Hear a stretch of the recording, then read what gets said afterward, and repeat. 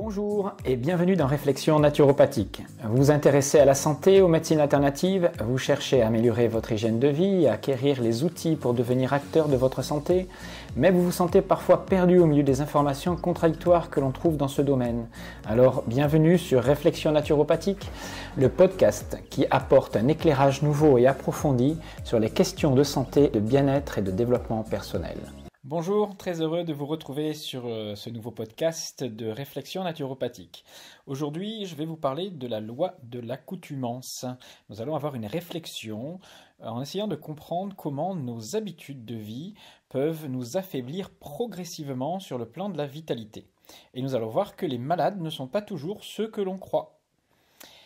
Alors, le terme de maladie vient du latin malhabitus, ce qui signifie mal habité.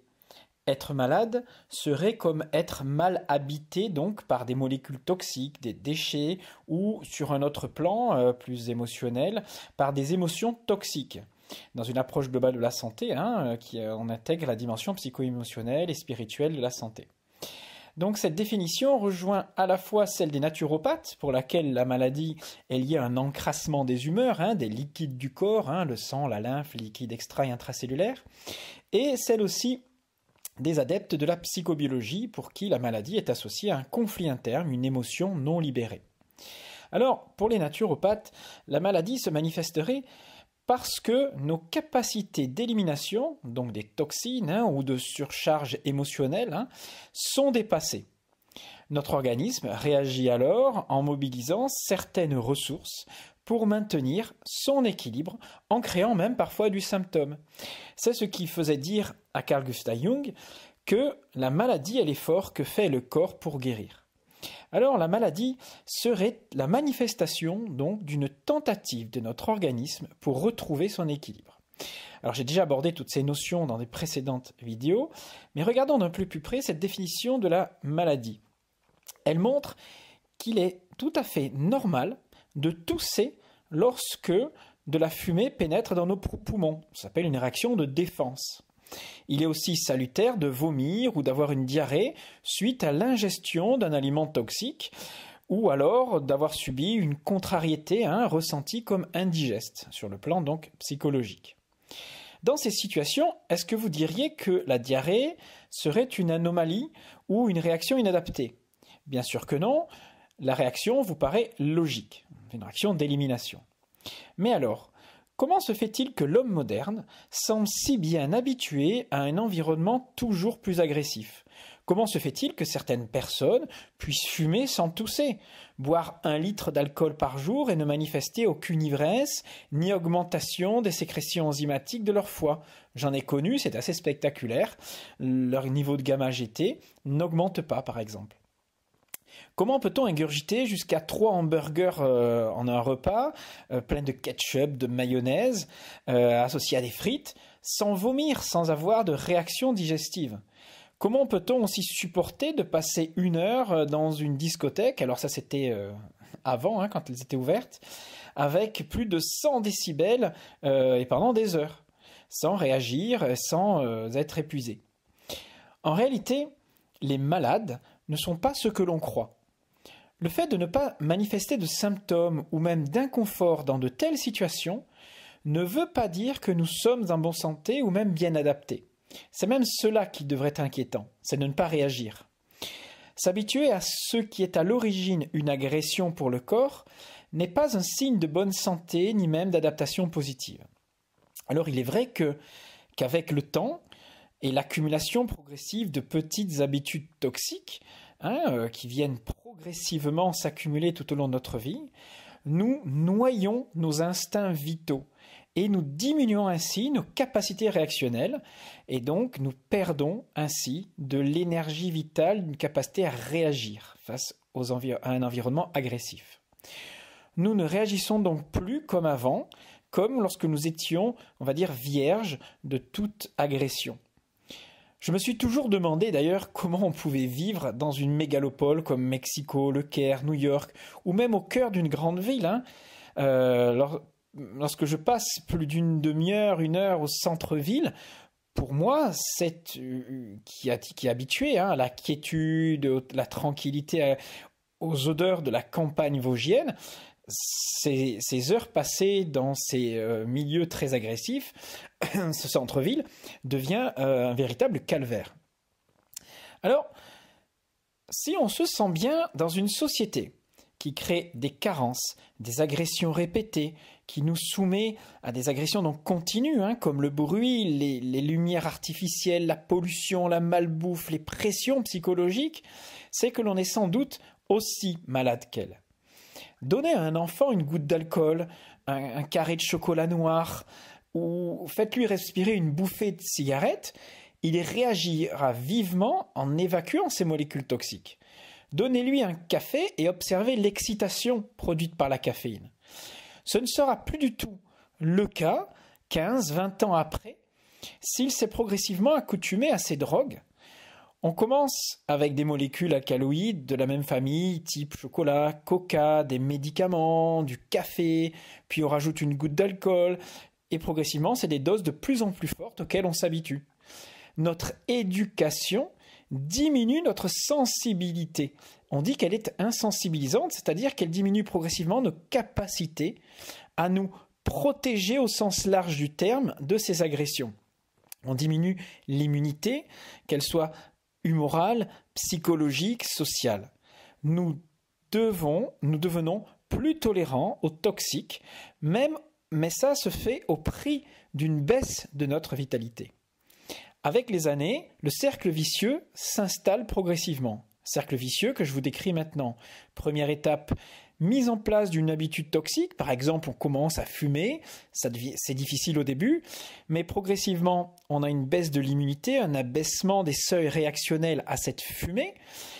Cet abaissement de notre immunité crée une plus grande tolérance aux toxiques, donc aux éléments toxiques de la cigarette, et on a une illusion de santé et une chronicisation qui s'installe. C'est-à-dire que, par exemple, les cils vibratiles qui tapissent les muqueuses respiratoires perdent de leur motilité, le réflexe d'éjection diminue, et donc nous tolérons de plus en plus de fumée au sein de nos poumons sans qu'ils soient rejetés. Par exemple, la tolérance des poisons à la cigarette se fait aussi aux dépens d'antioxydants qui neutralisent, obligent notre foie à réagir plus fortement. Donc nous perdons plus d'antioxydants qui sont mobilisés par l'élimination de ces toxiques. Tout ça aboutit à un maintien d'habitudes toxiques qui devient de plus en plus facile à mettre en place pour l'organisme et qui nous oblige, qui nous permet du moins d'augmenter la quantité d'éléments toxiques que l'on apporte au quotidien. L'habitude toxique devient donc même progressivement un élément indispensable dont on ne peut plus se passer. La dépendance s'installe et génère parfois d'autres habitudes toxiques. Avec la cigarette ou avec le café, on associe la cigarette, le chocolat, l'alcool, etc. Prenons l'exemple du café. Cette boisson, de par sa teneur en caféine, un alcaloïde stimulant du système nerveux, augmente notre niveau de vigilance et génère même parfois de l'euphorie. Ça dépend de notre sensibilité à la caféine. Mais si vous en prenez tous les matins, cette réaction euphorisante n'opérera plus, du moins plus aussi fortement qu'avant. Pour l'obtenir à nouveau, dans les mêmes conditions d'intensité, il faudra alors prendre 2 cafés, puis 3 dans la journée, etc. Et puis, si un jour vous êtes privé de café, vous ressentirez même un manque et une baisse d'énergie. Privé de café, une migraine peut même s'installer, une déprime, une irritabilité, qui sont des syndromes de sevrage classiques et qui témoignent d'une dépendance déjà bien installée. Notre organisme diminue donc progressivement notre sensibilité aux stimuli de notre environnement. Si bien qu'un jour, on ne peut même plus vivre sans ces stimulations. Alors, sur le plan alimentaire, certaines molécules ont des actions légèrement différentes et l'accoutumance peut se faire à différents niveaux. Vous avez par exemple des molécules dites addictives stimulantes qui créent donc cet état de stimulation, d'euphorie que l'on recherche. Mais cet état d'euphorie ne peut se faire qu'aux dépens, ne peut être suivi que d'une baisse d'énergie compensatrice qui sera proportionnelle à la force de la stimulation. Par exemple, la quantité de caféine que vous ingérez créera une phase d'euphorie qui sera suivie forcément d'une phase de dépression nécessaire et compensatrice. Si bien que l'on va reprendre de la caféine pour retrouver l'état normal progressivement, ou de la cocaïne, ou une boisson énergétisante, qui sont en fait des molécules qui font monter notre niveau de vigilance. Mais ces stimulations, comprenez, ces boissons, qu'elles n'apportent pas d'énergie, elles ne font que stimuler votre propre énergie nerveuse. Cette énergie nerveuse devra donc être reconstruite, reconstituée plus tard. Donc on ne fait que déplacer l'état de fatigue, repousser l'état de fatigue plus loin, et cet état de fatigue, de toute façon, viendra pour compenser la perte d'énergie nerveuse liée à la stimulation.